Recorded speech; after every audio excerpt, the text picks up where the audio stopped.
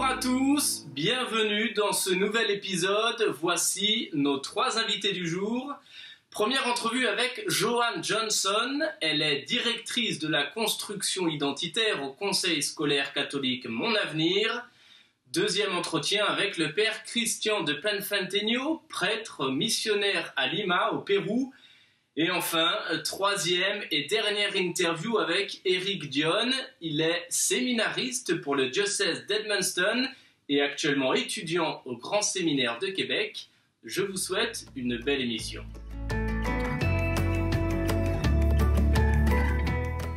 Alors bonjour Joanne, merci beaucoup de vous joindre à nous aujourd'hui. Ça me fait plaisir, Émilie. Merci pour l'invitation. Donc, on vient de vivre récemment la semaine de l'éducation catholique à distance, évidemment. Comment est-ce que le Conseil scolaire Mon Avenir l'a souligné? Alors, bien entendu, c'est une première pour nous de souligner à distance avec les circonstances qu'on est en train de vivre présentement. Alors, on a été très créatifs. On a voulu s'assurer de prendre cette occasion-là et de voir qu'est-ce qu'on pourrait vraiment faire ressortir, de faire de différent et rendre une situation négative dans une situation positive. Alors, on a la chance non seulement d'aller chercher nos élèves qui ne sont pas en salle de classe devant nous, mais d'aller rejoindre davantage les familles et d'aller chercher la communauté. Alors, pour rejoindre nos familles et la communauté, on a fait une semaine d'activités pastorales et de défis en ligne qui ont été sur notre site web dans la section des défis de la construction identitaire. Et chaque jour, il y avait un défi qui a été lancé. Et le jeudi, mon collègue Sébastien Lacroix a organisé avec le cardinal Collins une messe qui a été célébrée, c'est une célébration, pas une messe, qui a été célébrée en ligne live pour tous les membres, tous nos élèves se sont joints. On avait au-dessus de 2000 personnes qui étaient en ligne, qui ont regardé, qui ont vécu ensemble la célébration. Et on avait également des personnes de la communauté, des élèves, des parents, des membres du personnel, des différents musiciens qui sont dans notre conseil, qui ont contribué aussi à cette célébration-là. On avait quelques-uns qui faisaient des chants, quelques-uns qui faisaient des lectures. Alors, c'était vraiment bien de sentir qu'on était une communauté qui était bien unie pendant ce moment-là. Et il y avait beaucoup d'interactions au niveau des médias sociaux. Alors, différentes activités ont été vécues.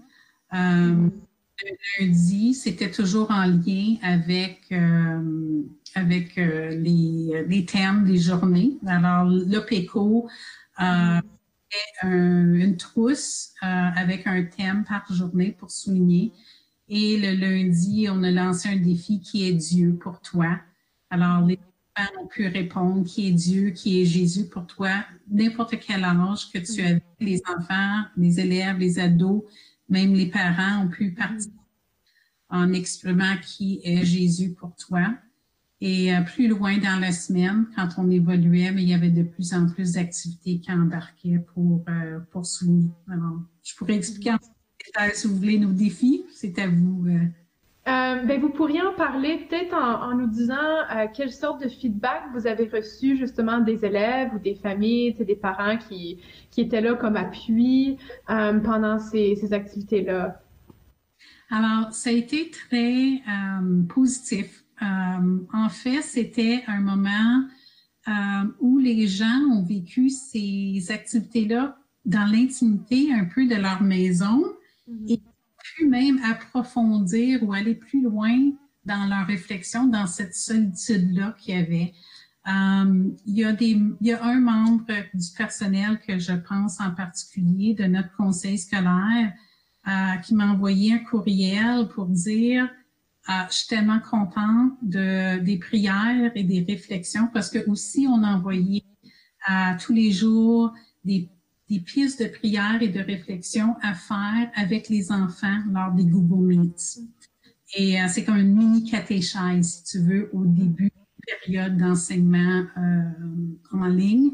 Et j'ai eu cette personne en particulier, mais des commentaires d'autres. Celle-là m'a particulièrement frappée comment il n'avait pas réfléchi à sa relation avec le Seigneur de façon approfondie avant vraiment de commencer à avoir cette communication-là en ligne, un à un, où il se sentait plus appelé et qu'il est allé de lui-même approfondir ses connaissances au niveau du Nouveau Testament et tout. Alors ça, c'était vraiment juste la façon qu'on a touché cette personne-là, pour moi, c'était merveilleux.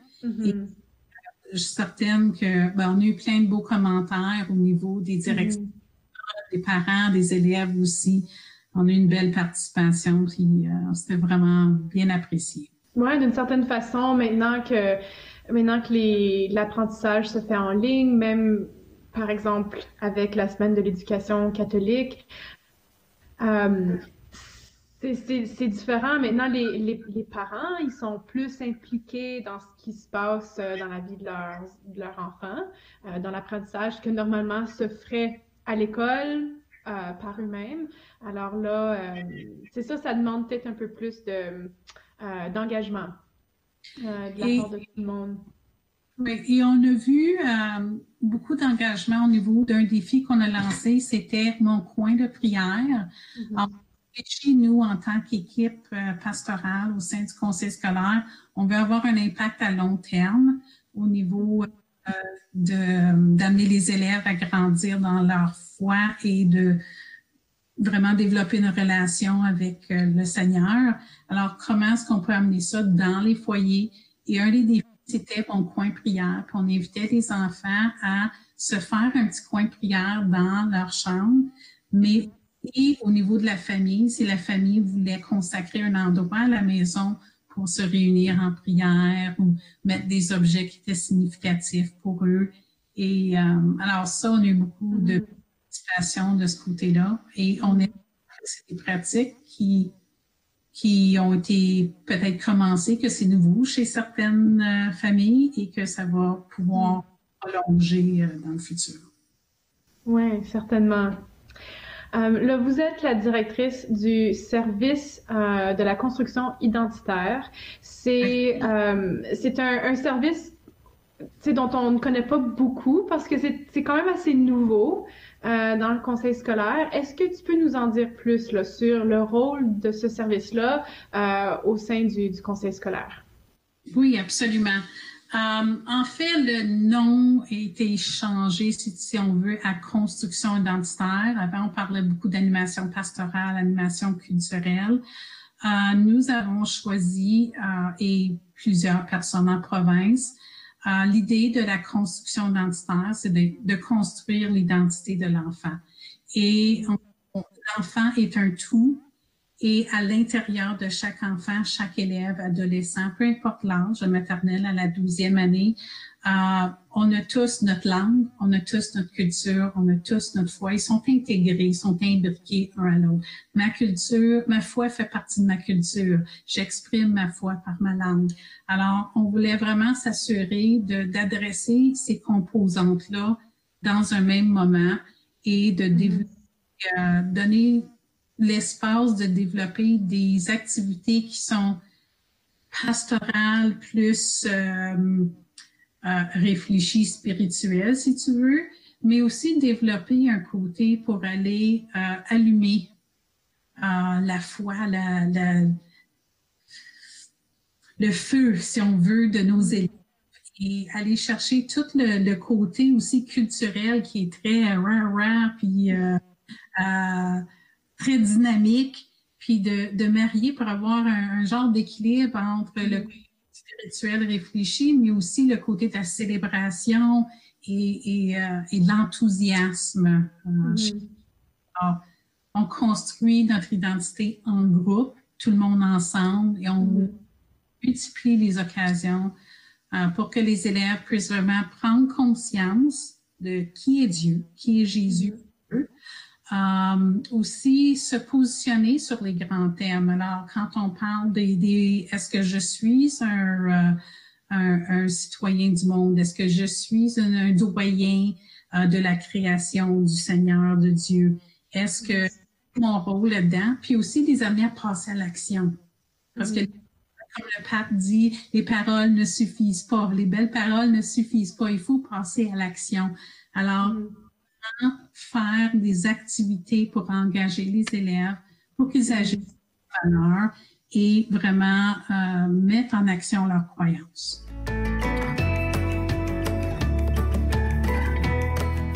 Bonjour Père Christian de Pinfintegno, merci beaucoup d'être avec nous et d'avoir accepté mon invitation aujourd'hui. Vous êtes prêtre français du diocèse de Tolède en Espagne et en ce moment vous êtes au Pérou, vous êtes missionnaire depuis de nombreuses années, un pays donc que vous connaissez très bien depuis 2001. Avant de rentrer au cœur de cette entrevue, justement, j'aimerais vous demander si vous pouvez nous expliquer quelle est votre mission pour qu'on comprenne un petit peu ce que vous faites au Pérou. Charles, bonjour. Merci pour cette rencontre. Écoutez, je suis actuellement depuis 2 ans dans la périphérie de Lima et je suis dans un foyer de charité, pardon.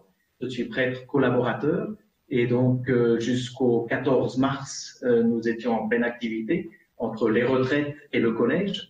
Et depuis le 14 mars, on est confiné comme le monde entier. Et on l'a su hier jusqu'au 30 juin. Donc ça se corse chez nous, ça se corse énormément. Ouais, on entend dire que justement le Pérou est un des pays d'Amérique du Sud les plus touchés. C'est un pays pauvre également. Est-ce que vous pouvez nous parler de la situation sur place? Écoutez, ce matin, j'ai encore repris un peu les chiffres du jour. Le Pérou, c'est 36 millions d'habitants, 34 millions, 36 millions. On est aux alentours de ce chiffre-là. Et on a 120 000 cas reconnus infectés. Sur les 1000 lits qui sont disponibles dans les hôpitaux, dans tous les hôpitaux du Pérou, donc tous sont pris d'assaut et on a 6 000 personnes qui sont dans les hôpitaux, pas forcément dans des lits, puisqu'il n'y a que 1000 lits qui ont été préparés pour ce type pour le coronavirus. Donc la situation est plutôt dramatique. Les hôpitaux ont collapsé, comme on dit, et on est dans une situation très spéciale parce que le gouvernement tâche de ne pas mentir, mais il ne peut pas dire toute la vérité non plus.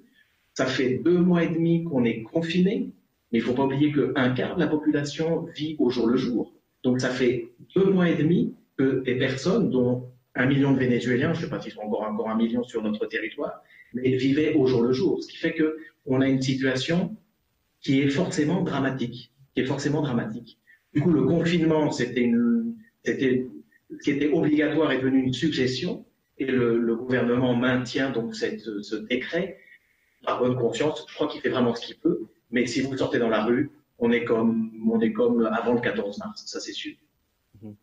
Quelles peuvent être les conséquences de cette pandémie sur du moyen long terme pour le Pérou et pour ses habitants?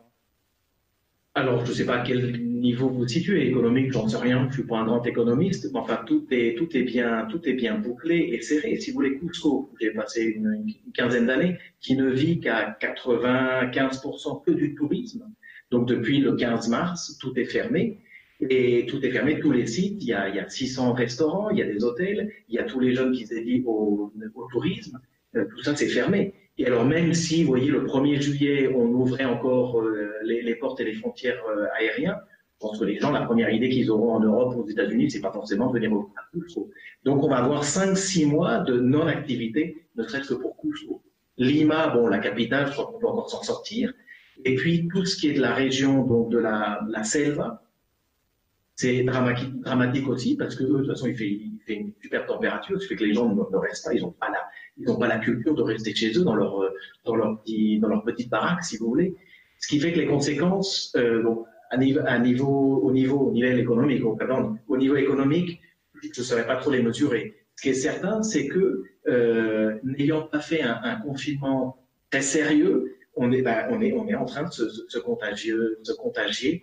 Pardon que j'ai du mal à retrouver mon français, il y a des cas de contagion énormes, évidemment, parce que les gens n'ont pas fait un confinement total. Mais encore une fois, est-ce que dans un pays relativement pauvre comme le Pérou, vous pouvez rester chez vous? La question, elle est là. Vous parliez de Cusco, vous avez vécu de nombreuses années comme missionnaire justement dans le cœur de la Cordillère des Andes, à plus de 4000 mètres d'altitude. Est-ce que vous avez des nouvelles de vos amis qui sont là-bas? Oui, on reste en lien, ne serait-ce qu'avec avec l'évêque qui cherche aussi des recours. L'Église ici, que ce soit à Cusco, que ce soit à Lima ou dans la Selva, c'est vraiment bougé. Hein. On peut la critiquer parce que de toute façon tout est critiquable évidemment, mais enfin rien que notre petite paroisse d'ici, qui est près de Lima, celle aussi près de Cusco, ils ont réussi à distribuer depuis 2 mois et demi l'équivalent de 1 million de soles. Hein. Je parle d'une paroisse, c'est l'équivalent de $300 000, si vous voulez. Ce qui fait que on a des nouvelles parce qu'on s'entraide, on tâche de voir où sont les vraies nécessités. Du côté de Cusco, si vous voulez, si la situation est dramatique à Cusco pour la ville même très touristique, le reste, c'est 80% de province. Donc la province, ben, on sème, on récolte ce qu'on a semé, c'est la campagne, si vous voulez. Ce qui fait que c'est pas aussi dramatique parce qu'on a toujours de quoi manger, si vous voulez. Et puis c'est des villages qui se protègent énormément. Là-bas, il y a un nationalisme naturel qui fait que certains villages ont fermé leurs frontières, ce qui fait que personne ne rentre et personne ne sort. Donc, on a toute une région là où sur ma paroisse, Saint-Grau, il n'y a aucun contaminé, tout simplement parce qu'ils ont fermé leurs frontières naturelles que sont leurs villages, si vous voulez. Donc là-bas, la situation est relativement dramatique, si vous voulez. C'est beaucoup plus en ville, là où nous sommes, où les gens sont tous les provinciaux qui sont venus. Lima, c'est 12 millions d'habitants. Et un quart de la population vit dans ce qu'on appelle les bidonvilles. Donc, sur le flanc de montagne, il n'y a pas l'eau courante, électricité, mais il n'y a pas l'eau courante. Donc, ça fait des situations qui sont dramatiques. Je crois qu'il n'y a pas besoin de faire des grandes descriptions.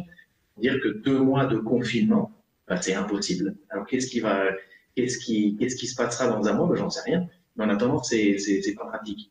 Notre petite paroisse ici, on a décidé, puisque vendredi, la Caritas va recevoir 7000 pollos, 7000 poulets sur pattes.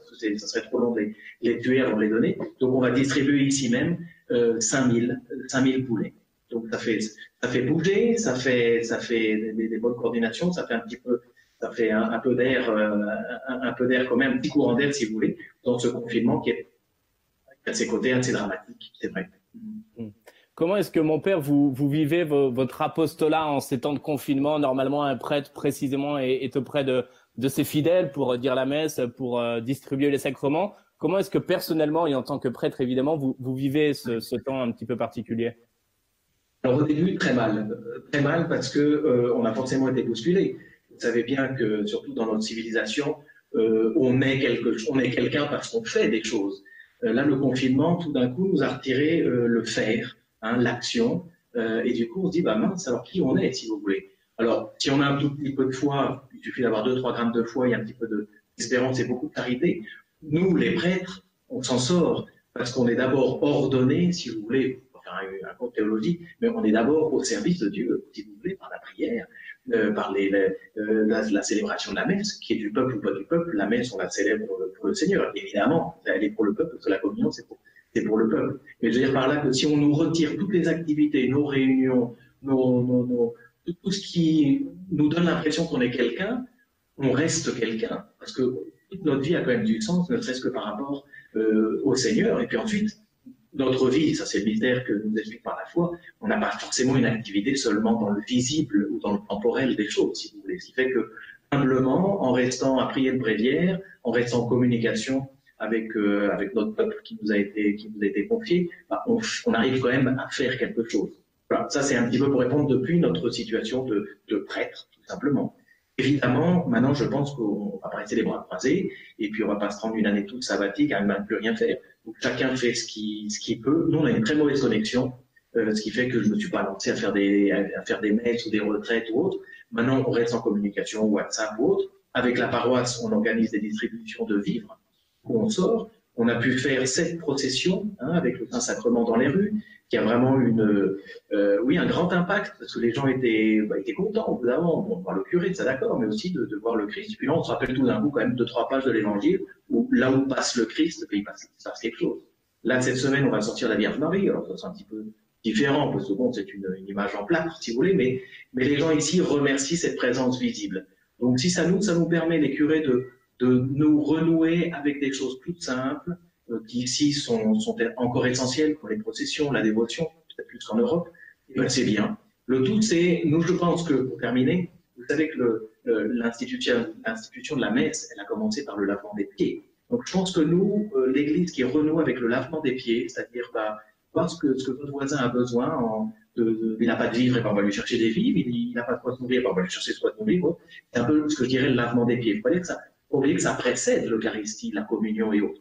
C'est pour ça que je pense que l'Europe maintenant est très contente d'arriver enfin à renouer avec la communion, la messe. Mais il ne faut pas oublier ce moment aussi de lavement des pieds, de s'occuper des pauvres. Et nous, je peux vous dire qu'on a encore un mois pour s'exercer à cette charité que l'Église n'avait jamais oublié. Mais là, on n'a plus que ça à faire maintenant, puisqu'on ne peut pas célébrer les sacrements.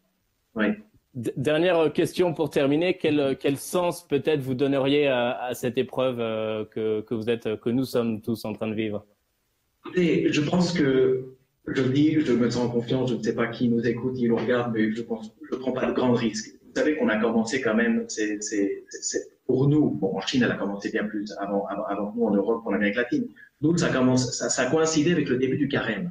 Donc, je me suis dit gentiment, peut-être que le Seigneur, il commence à en avoir marre de nos efforts de carême, de nos efforts, de nos actions, comme on dit en Suisse. Je me suis dit, attends, moi, je vais me charger un petit peu de votre carême maintenant. Et puis maintenant, vous allez revenir à des choses des réflexions plus simples, une vie plus simple, confinée, peut-être revivre quelque chose dans le désert, comme le peuple qui a passé comme 40 ans, il a pas passé 2-3 mois de confinement, 40 ans, et ben en attendant que la manne lui tombe du ciel, l'écaille, et puis Moïse, qui peut-être un mauvais gouvernement, s'en prend plein la figure. Enfin, on se retrouve un tout petit peu dans le désert avec cette épreuve de l'Ancien Testament. Il y a eu un moment, il n'y avait plus de prêtres, il n'y avait plus de temple, il n'y avait plus de sacrifices. Je me dis, voilà, c'est le sens, je ne sais pas le donner. Je pense que moi, je le reçois comme ça. Je ne prétends pas à votage, je ne pense pas que c'est l'unique sens, mais c'est comme ça que j'ai voulu le prendre. Le Seigneur, cette fois-ci, s'occupait de notre agenda du carême, de sa résurrection, et maintenant, on va recevoir une nouvelle Pentecôte. Qu'est-ce qu'on en fait dans la situation où, en fait, on pensait qu'on était les maîtres du monde, et le Seigneur nous a rappelé que oui, c'est bien de vivre, c'est bien de faire et de produire, mais maintenant, qu'est-ce que tu fais si je te redire tout cet idéal que tu avais envisagé? Et là, il reste plus, je pense, la foi, l'espérance et la charité. C'est les 3 vertus théologales. Éric Dionne, vous êtes séminariste pour le diocèse d'Edmundston, mais vous étudiez, vous êtes en 2e année d'études pour la prêtrise, vous êtes un séminariste et vous étudiez au Grand Séminaire de Québec. Alors, j'aimerais qu'on parle ensemble un peu de cette situation vraiment très, très spéciale que vous êtes en train de vivre. Dites-nous un peu comment ça s'est passé, un peu le début du confinement et la mise en place de règles temporaires pour cette période de COVID-19 au Grand Séminaire de Québec. Oui. Alors, oui, effectivement, ça a été un peu, c'est un moment historique, veut pas. Alors, nous, ici au Grand Séminaire, dès que le gouvernement a imposé les restrictions, on a suivi les restrictions à la lettre. Et alors, on s'est retrouvé peu à peu à limiter l'accès au Grand Séminaire, au public, les rencontres entre personnes qui viennent de l'université. Des fois, ils viennent faire des travaux avec nous. Alors, il y a des choses qui ont changé un peu. Les rencontres se sont limitées. Même entre nous, là, au niveau de l'hygiène, ça a été une mise en place là encore plus importante là, de toutes sortes de procédures de mise d'hygiène, de se laver les mains. On le fait déjà, mais plus souvent cette fois-ci. Alors, non, c'est un petit peu plus touché, comme qu'on dirait, mais ça se déroule très bien. Parlez-nous un peu, vous avez mentionné les distanciations sociales que vous avez peut-être mis à l'intérieur même du séminaire. Dites-nous un peu la vie de prière, les études, comment est-ce que ça s'est déroulé là, pendant cette période de confinement? Alors, vu qu'on est en communauté, on a quand même une formation interne qui se poursuit quand même. Alors, on a quand même la vie de prière qui continue. On a quand même nos rencontres avec nos accompagnateurs spirituels, mais à distance, via les médias comme on fait présentement. Au niveau de la vie de prière, ça continue. Ça continue à prier, comme qu'on dit, hein? Alors, mais on prie plus particulièrement pour les gens qui sont affectés du du COVID-19 et tous les gens qui peuvent être malades ou bien d'une façon ou d'une autre qui sont affectés par la situation. Au niveau des études, bien sûr que à l'Université Laval, il y a eu un gros changement. Alors avant, on se déplaçait du Grand Séminaire pour aller à l'Université Laval pour faire nos études. Mais là, dû à la situation, l'université a comme fermé ses portes et on a tous mis les cours en ligne. Alors, à partir du Grand Séminaire, on suivait nos cours en ligne. Voilà la raison de mes grands écouteurs qui sont un peu encombrants, mais bon, ça se poursuivait quand même, là. Alors, la vie se continue, mais autrement, comme qu'on pourrait dire. Vous m'avez dit tout de suite avant l'entrevue que vous venez tout juste de finir vos examens pour la fin de ce semestre d'hiver. Là, parlez-nous un peu comment ça s'est passé, ces examens, cette période d'études avant. Oui. Alors, c'est ça. Les examens ont aussi été en ligne. Il y a eu toutes sortes de changements. L'université a fait un excellent travail, à mon avis, de la façon qu'ils ont réussi à tourner le gros bateau de bord, là, et ils ont réussi à changer de direction très rapidement. Puis, au niveau des examens, ça a été un grand changement aussi d'avoir ça en ligne. D'habitude, c'était pas en ligne, c'était en personne et fallait se déplacer à l'université pour faire nos examens. Mais là, on avait accès à nos examens à partir de la maison.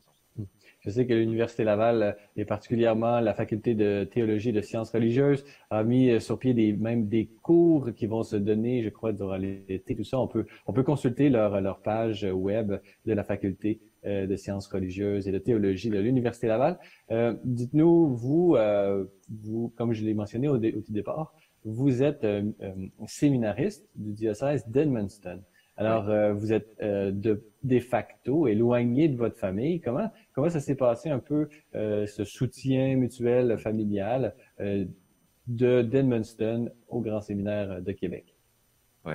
Alors, c'est sûr que étant un étudiant qui n'est pas originaire du Québec, mais qui vient étudier au Québec, ça change un peu les choses, hein? D'ailleurs, le mouvement entre voyager d'Edmundston à Québec ou de Québec à Edmundston se fait plus difficilement. On reste plus sous ce qu'on est, hein? On bouge pas bien. Mais les rencontres via les médias sociaux, comme on fait présentement en ligne, se font de plus en plus. J'ai même eu la chance de parler à des amis que ça faisait longtemps que j'avais pas parlé.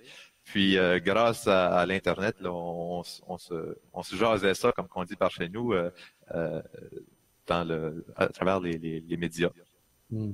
Justement, par rapport à ces médias sociaux, dites-nous peut-être comment est-ce que vous voyez la place de l'Église. Vous êtes jeune séminariste dans la vingtaine. Parlez-nous un peu comment est-ce que vous voyez ça, cette présence numérique de l'Église sur les médias sociaux. Oui, je trouve ça vraiment bien. D'une certaine façon, c'est de poursuivre la mission, mais autrement. J'aime bien citer le cardinal Lacroix quand il dit « Ensemble pour la mission », point de suspension, autrement, point d'exclamation. Alors, je crois que c'est tout à fait ça. Et j'encourage les gens à continuer à poursuivre leur cheminement spirituel autrement, d'une autre façon.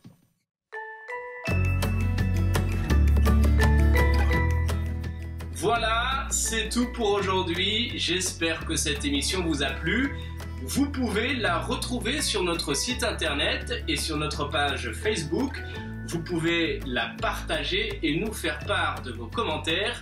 Je vous dis à très bientôt pour un prochain épisode.